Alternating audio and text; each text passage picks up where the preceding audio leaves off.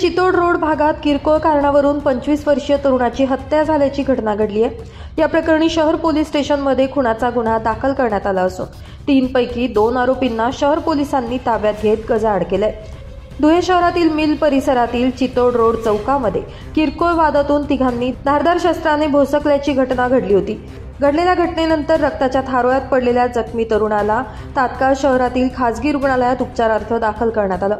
दरम्यान दुपारच्या सुमारास गौरव किरण माने वय वर्ष 25 राहणार रंगारी चाळ चितोड रोड धुळे याचा उपचारादरम्यान मृत्यू झालाय। या प्रकरणी शहर पोलिसात मृताच्या भावाच्या फिर्यादीवरून गुन्हा दाखल करण्यात आला असून पुढील कारवाई पोलीस करत आहेत। मात्र या घटनेमुळे धुळे शहर परिसरात एकच खळबळ उडाली आहे। तर वाढती गुन्हेगारी आटोक्यात आणण्यासाठी पोलिसांनी कठोर पावलं उचलावी अशी मागणी आता सर्वसामान्य धुळेकरांकडून केली जाते।